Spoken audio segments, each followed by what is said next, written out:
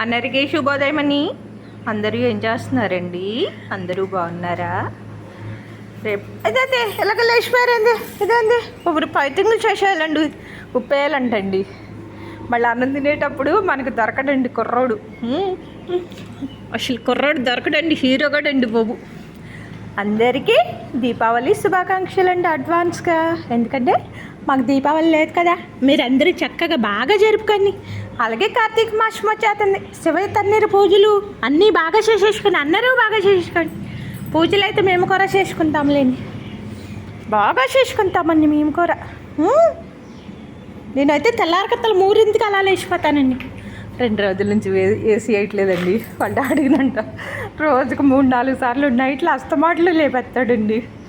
ఎందుకంటే కొంచెం అలవాటు తప్పిద్దామని ఇట్లా.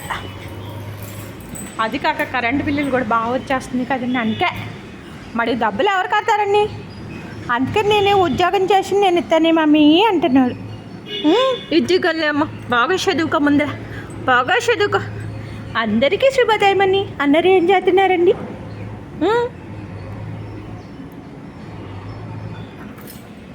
ఉప్మని ఉప్పలా. వాళ్ళ డాడీ రోడ్డు మీదకి వెళ్తే ఒప్పుకోవట్లేదండి. నేనైతే గేట్ తీసి బయటకు వెళ్ళాను అనుకోండి, అస్సలు ఒప్పుకోవట్లేదండి. ఎంత పేచి పడుతున్నాడంటే, ఎన్ని గారాలు పోతున్నాడంటే. వాళ్ళ అన్నయ్యల దగ్గర కూడా అంతండి. ఫ్యామిలీ గారాబాలు చేసేసిందండి. ఫ్యామిలీ గారాలు చేసేసింది అంతే. ఒకటి షోక్ సంతకలో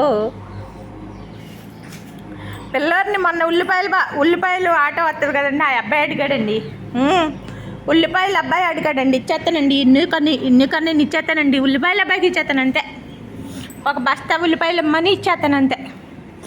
మామూ బస్తా డబ్బులు ఏమైనా ఇచ్చిన నా బిడ్డను వినేయమ్మా. అసలు ఉల్లిపాయలు కవడిస్తాడమ్మా. బస్తా డబ్బులు ఇచ్చిన నా బిడ్డనమ్మా. నా బిడ్డనమ్మా. ఎంత బంగారు బిడ్డ ఎంతమ్మా. చెప్పనా?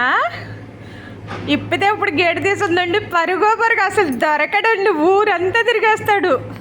ఇప్పుడు పారిపోయే సందు మేము ఇవ్వట్లేదులేండి.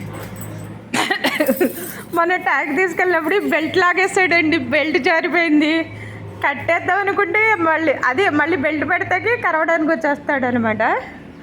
చొక్కాలు చూపిస్తున్నాడండి మాకు. చొక్కాలు చూపించినా తప్పదు కదండి, మరి పెంచుకున్నాం కదా, నా బిడ్డ కదా, నా బంగారు బిడ్డ. ఏం చేసినా ముద్దే. పాపం మొన్నాళ్ళు చిన్న నేనే పీరేస్తున్నాను పిచ్చుముండ. వాళ్ళ డాడీ రోడ్డు మీద ఉన్నారంటండి, ఇప్పుడు వెళ్ళాలంట. తాక్షేశ్వరి అంత అందంగా ఉంటుందో, ఎంత అందగాడు ఏంటండి.